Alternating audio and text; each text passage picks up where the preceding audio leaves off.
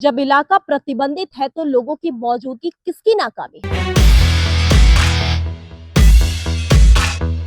और जब वहां बड़े बड़े अक्षरों में लिखा गया है कि सावधानी बरते, तो आखिर फिर लोग, बच्चे इस दीवार को फांद कर उस पार कैसे चले जाते हैं? हर हादसे के बाद रेस्क्यू तो कर लिया जाता है, लेकिन क्या ये नहीं लगता कि उस रेस्क्यू के बाद यहाँ पे कोई सुरक्षा के पुख्ता इंतजाम होने चाहिए? डिमना डैम शहर का सबसे खूबसूरत पर्यटन स्थलों में से एक, लेकिन इस खूबसूरत पर्यटन स्थल के उस पार एक जगह है जहाँ पे बड़े बड़े अक्षरों में लिखा गया है, इधर आना मना है, खतरा है, प्रतिबंधित क्षेत्र जिसे कहा जाता है। लेकिन फिर भी लोग बिना डरे उस तरफ जाते हैं, नशा करते हैं। यहाँ तक कि छोटे उम्र के जो बच्चे हैं वो भी वहां पर गाड़ी लगाकर दिन दहाड़े नशा करते हुए दिखते हैं। लेकिन अब सबसे बड़ा सवाल ये है कि क्या सिर्फ चेतावनी, आप देख सकते हैं मेरे पीछे कि वहां पर लिखा हुआ है प्रोटेक्टेड प्लेस, क्या सिर्फ चेतावनी लिख देने से जिम्मेदारियां पूरी हो जाती है? आपको बताएं कि आए दिन यहाँ पर युवा की होड़ जो है वो पहुंचते हैं और कोई रील बनाता है, कोई फोटो खींचता है, तो कोई नशा भी करता है। हमारी न्यूज 26 की टीम जब यहाँ पर पहुंची तो हमने खुद यहाँ पर देखा कि प्रतिबंधित क्षेत्र में बच्चे किस तरह से नशे का सेवन कर रहे थे। अब आप बताइए कि ये इलाका इतना खतरनाक है तो यहाँ पे आखिर बैरिकेडिंग क्यों नहीं की गई?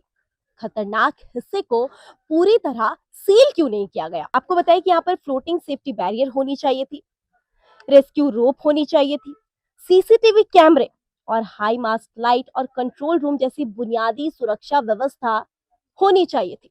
लेकिन सवाल फिर यही आ रहा है कि आखिर ये सारी सुविधाएं यहाँ पर क्यों नहीं है? क्या यहाँ प्रशिक्षित लाइफ गार्ड और सुरक्षा गार्डों की तैनाती नहीं होनी चाहिए थी?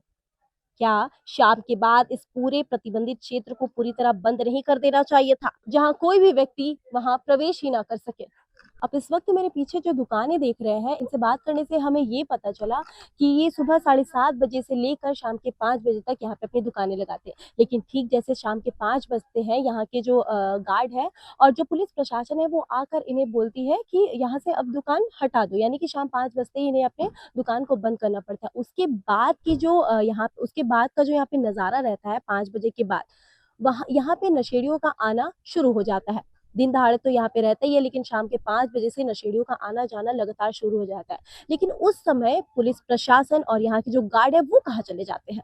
अगर इसी साल 2026 की बात करेंगे तो जनवरी से लेकर अब तक लगभग आधे दर्जन से ज्यादा लोगों की डूबने की वजह से हादसा हो चुके हैं। लेकिन हर हादसे के बाद गोताखोरों को बुलाया जाता है और कड़ी मशक्कत करने के बाद शवों को बाहर निकाला जाता है। लेकिन बात फिर वही, न सुरक्षा व्यवस्था बढ़ती है, न हालात बदलते हैं। बेशक लापरवाही लोगों की भी है। प्रतिबंधित क्षेत्र में चेतावनी होने के बावजूद भी लोग बड़ी आराम से अपने जीवन को जोखिम में डालकर उस पार चले जाते हैं। कोई मछली पकड़ने जाते हैं, तो कोई नहाने जाते हैं, तो हद से ज्यादा लोग वहां पे सिर्फ नशा करने जाते हैं और अपनी जान को जोखिम में डालते हैं। लेकिन क्या सिर्फ इसके लिए लोग ही जिम्मेदार है? विभाग इसके लिए जिम्मेदार नहीं है?